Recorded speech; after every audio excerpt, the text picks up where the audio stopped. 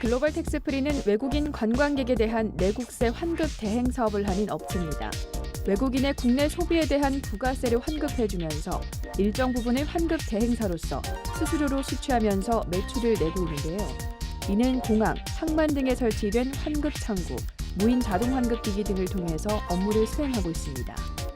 지난 2005년 국내 최초로 외국인 세금 환급 서비스를 시작하고 텍스 리펀드 시장에 뛰어들어 지난해 기준 국내 텍스 리펀드 가맹점 점유율 54%를 차지하기도 했는데요.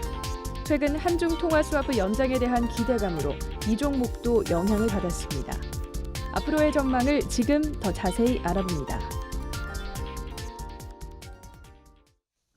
네, 오늘의 두 번째 종목입니다. 글로벌 텍스프리 두 분의 매매 의견 바로 체크해보죠. 하나, 둘, 셋.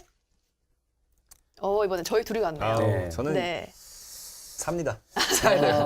강태공 전문가가 소개하는 그 기업들 같은 경우는 네. 거기다 제가 매도 얘기를 하는데 그러니까 보통 반대요. 매수도 하는 경우도 있어요. 그쵸. 오해하지 마시라는 얘기를 드리고 싶은데 네. 물론 이제 차트상에서는 저도 이제 매수를 말씀을 드리고 싶지만은 네. 또 다른 이거는 면에서는 조금 이제 다른 의견이 있습니다. 예, 알겠습니다. 그래서 이제 매도 의견을 제가 네. 들었습니다. 이번에는 강태공 전문가님 먼저 한번 들어볼게요. 네, 일단은 뭐 글로벌 텍스프리라는 기업에 대해서 모르시는 분들이 많으실 겁니다. 그쵸. 진짜 네. 뭐 이걸 뭐 생소한 기업입니다. 왜냐면 최근에 이제 합병되면서 다시 상장되다 보니까 모르는 분들이 많은데 그렇군요. 이 기업 같은 경우는 지금 이제 외국인들의 이제 그 관광객들이 뭐 물건 사잖아요. 네. 그럼 거기에 내국세에 대한 이 환급금을 이제 뭐 해주는 그런 기업이에요. 네. 그러니까 일단은 뭐 좀 쉽게 말하면은 우리나라가 뭐 세 받아 먹고 사는 사람들이 제일 잘 살아요. 절대 세 받아 먹고 사는 사람 중에 망하는 사람은 못 봤습니다, 제가. 그래요? 그래서 은행 같은 경우도 이자 받아 먹지 뭐 심지어 우리 그 서민들은 뭐 월세 쫓기잖아요. 그쵸. 이 세가 제일 잘 살고요. 제가 그렇습니다. 그래서 글로벌 텍스프리는 이 외국인들의 관광객들에 대한 세 이건 너무나 대단해요. 왜냐하면 그래요? 외국인들이 굳이 우리나라까지 와가지고 그 물건을 살 때 부가가치세까지 낼 필요는 없거든요. 그러다 보니까 그런 데에 대해서 이 그 세금을 다시 환급해주는 건데 네. 거기에 대해서 뭐 수수료 좀 챙긴다 보시면 되세요. 보면 되고 보통 근데 이게 절차가 매우 복잡해요. 그러니까 그냥 만약에 하게 된다고 하면은 이게 3만 원 이상인가의 물건을 사시고 환급 전표를 떼야 돼요. 그 다시 이걸 그 전표를 들고 와서 다시 세관원에게 가서 또 제출하고 뭐 여권도 보여주고 다시 도장도 찍고 뭐 이것저것 다 하고 복잡하네요. 그다음 다시 한번 다시 이거 환급 받으러 가야 돼요. 그래야만 돌려주게 되는 건데 네. 이 글로벌 텍스프리 같은 경우는 이거에 대한 과정을 모두 다 없애버려요. 그러니까 그냥 간단하게 그냥 여권, 신분증 뭐 그거 매수가 아니죠. 구입했던 카드를 주고 네, 그 보여주기만 하면 이제 그게서 다 확인이 돼요. 그럼 이제 세관원한테 간편하게. 그냥 제출만 하면은 거기서 모든 게 다 끝납니다. 그러다 보니까 당연히 이 글로벌 텍스프리가 지금 이걸 계속 확대해 나가고 있는 상황인데 여기서 이게 계속 확대될수록 관광객이 증가한다. 그럼 당연히 수혜를 받을 수밖에 없어요. 이거 당연한 부분이고 이 글로벌 텍스프리가 실적 부분도 나쁘진 않았어요. 그래요? 실적도 증가할 수 있었는데 얘네가 조금 아쉬운 게 뭐냐고 하면은 지금 주요 이제 가맹을 맺은 이 기업, 가맹을 이제 확대해 나가야 되잖아요. 네. 그래서 가맹 맺은 쪽이 이제 그 뭐 중국 쪽이에요.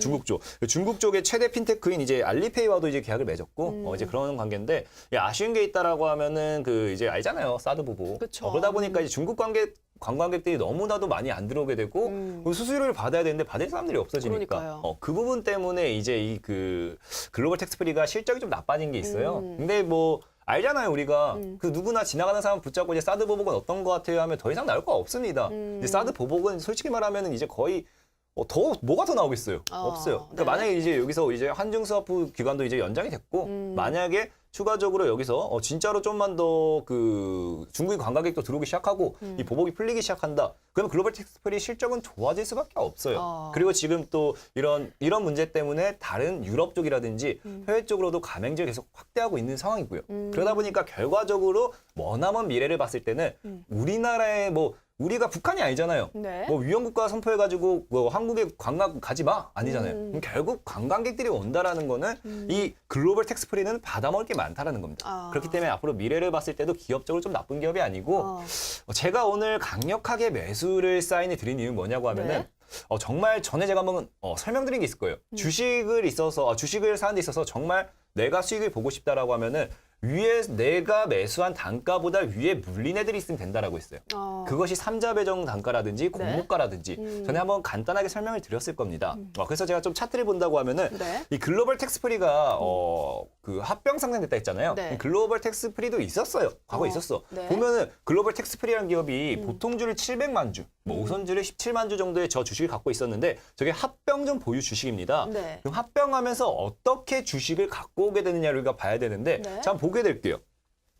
자, 다음입니다. 합병 후 이제 그걸 보게 된다라고 하면은 자, 보면은 대략적으로 원래 주가가 23,530원이었습니다. 근데 지금 합병하게 되면서 합병 가액 2,000원대에 측정이 돼요. 보이시죠? 네. 2,000원대 측정이 되는데 그렇다는 건 주가가 너무나도 싸지게 되잖아요. 그러니까 합병 비율을 조정하게 돼요. 보면 네. 합병 합병 비율이 7.765, 저 나오죠? 네. 저거예요, 저거. 네. 저건데 대략적으로 12배예요. 그러니까 아까 그 700만 주가 있었던 게 네. 약 8,800만 주가 된다는 거예요. 어. 그러니까 일단은 이 글로벌 텍스프리가 합병 상장하고 나서 주가는 바로 하한가 찍고 쭉 빠지기만 했습니다. 네. 그 합병 이후에 대략적으로 마이너스 한 40%, 마이너스 한 60% 가까이 빠졌는데 그렇다는 거는 딱 그냥 얘기하면은 합병 이후에 다 물렸다라는 거예요. 합병 이후에 이 주가를 가지고 있던 8,800만 주 다 물려 있습니다. 그래요? 얼마에 물렸냐면 2,000원에 물려 있다는 거죠.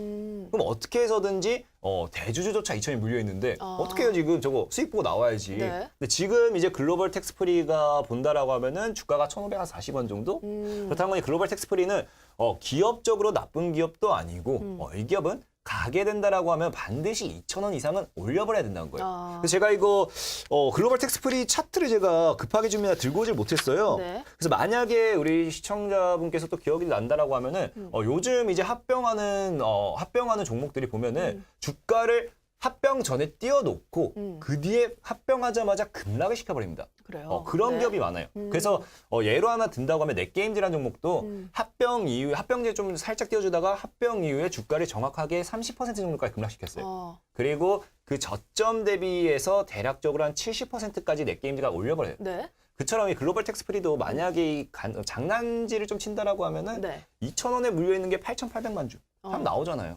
그렇기 때문에 글로벌 텍스프리는 앞으로 가더라도 2,000원까지는 갈 자리가 열려 있다는 거죠. 그래서 저는 매수 관점 본다는 거. 네, 알겠습니다. 강태공 전문가님은 관광객이 증가하면 이 종목은 당연히 실적이 상승할 수밖에 없고 또 현재 주가는 때문에 주가는 반드시 2,000원 이상은 돌파를 할 것이다. 이렇게 말씀하셨는데요. 네, 디베스 전문가님은 반대 저는 이 의견이실 종목 텐데. 오늘 처음 봤어요. 네, 처음 봤습니다. 네.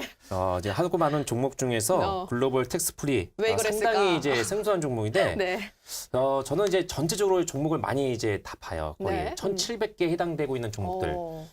요즘 이제 코스닥이 문제가 뭐냐면은 너무나 할 거 없이 너무 상장이 너무 많이 나와요. 이제 그래서 이제 기본적으로 해서 일반 기업 같은 코스닥 상장 조건이 기본적으로 해서 자본금이 30억 이상, 네. 시가총액이 90억 이상.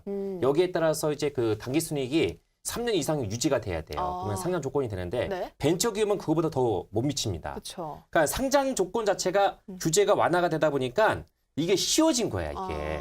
그러니까 이 회사 같은 기업 인수 목적 회사, 네. 이걸 이제 스펙이라고 합니다. 그러니까 스펙 회사라는 것이 이제 그 나름대로 해서 유명한 이제 중소기업이 있으면은 거기에 따라서 이제 그 투자금을 모아가지고 네. 이제 가상의 기업이거든요. 그래서 합병을 할 수 있는 대상을 선정해가지고 네, 합병을 해서 상장을 시킵니다. 그게 스펙 회사예요. 네. 그러니까 스펙이 이렇게 붐이 일으키는 시점이 있었어요. 네. 그게 아마 올해 한 차례 정도가 있었는데 한 번 이제 불이 꺼져버리면 금방 이제 불이 꺼져버립니다. 그러니까 이 회사 같은 제가 점수를 매겨버린다면 네. 1, 2가 있어요. 이 강태호 전문가 얘기한 게 네. 한국 서비스 국내 1위 업체이고 나름대로 해서 경쟁력이 있는 회사예요. 근데 제가 이제 보는 관점에서는 스토리 자체가 조금 이제 낮은데? 네. 좀 짤 수 있는데 네. 또 차트도 마찬가지예요. 근데 차트는 매수 관점은 맞아요. 차트에서는요. 또 여기서 이제 재료 얘기를 해드렸던 이제 부분을 통해서도 네. 충분하게 한번 매수를 고려해 볼 수 있겠지만은 저는 똑같은 조건을 놓는다고 하게 되면 오히려 이 회사보다 네. 다른 쪽 회사 더 매력적인 회사가 더 있다. 이렇게 좀 말씀을 좀 드리고 싶고 네. 제가 다음 화면을 통해서 이제 보여드리게 되면은 요즘 스펙을 통해 가지고 합병해서 상장하면은 네. 한번 주가를 띄웠다가 저런 식으로 띄어요. 제가 이제 한번 코스닥을 통해서 차트를 요즘 유행하는 이제 패턴이 있다고 했잖아요. 네. 최대 주주 변경 소식. 네. 그리고 12 물량이라든가 네. 무상증자 또는 거기에 따라서 액면분할 네. 이런 식으로 해서 공식이 있다고 했죠. 그렇죠. 추가적으로 해서 이겁니다. 스펙을 통해 가지고 합병해서 상장. 아, 네. 초반은 띄어요. 음. 그리고 나서 일정 기간이 나면은 주가를 계속적으로 해서 망가뜨립니다. 최근에 이제 또 이제 합병을 통해서 이제 상장을 했던 회사가 네. 이 회사 말고 다음 화면 통해서 이제 보이면 네. 고려 시멘트라는 회사가 있어요. 네. 똑같아요. 어. 예, 비슷합니다. 상장 시점에서 주가를 한번 띄우고 그리고 나서 그 뒤부터 어때요? 이게 단발성이에요, 이게. 그 뒤부터 계속 떨어져요. 네. 계속 떨어지고 거기에서 한 번 정도 또 들어옵니다. 또 빠집니다. 예. 그러니까 기대감만 이제 부풀린 거예요, 그냥. 그러네요. 네. 그러니까는 스펙을 통해 가지고 상장된 기업 중에서 나름대로 해서 실체가 명분이 있고 있는 회사도 있어요. 네. 근데 그렇지 않은 회사가 제가 보는 관점에서는 별로 없어요. 아. 예. 그래서 저는 이런 말씀을 드리고 싶은 게 스펙을 통해서 합병한 기업들 같으면 가급적이면 조금 주의를 가져야 돼요. 아. 예, 주의를 가져라. 네. 예, 그래서 주의를 갖고 근데 글로벌 이 기업 같은 경우는 나름대로 해서 예, 제가 매도를 외쳤지만은 네. 그래도 나쁘진 않다. 이런 말씀을 좀 드리고 싶습니다. 네. 예. 좀 차트적으로 봤을 때는 나쁘지 않지만 그래도 스펙을 통해서 상장한 기업들은 좀 주의를 하시는 게 좋겠다. 이런 디베스 전문가님의 의견이었습니다. 네, 저 이제 세 번째 종목 살펴보기에 앞서서 저희가 방송에서 말씀드리는 내용은 투자에 대한 조언일 뿐 해당 종목의 상승과 하락을 보장하진 않는다는 점 기억해 주시기 바라고요. 저희 1899-9738번으로 여러분 궁금하신 종목명 남겨주시면 저희가 자세하게 분석 도와드리도록 하겠습니다.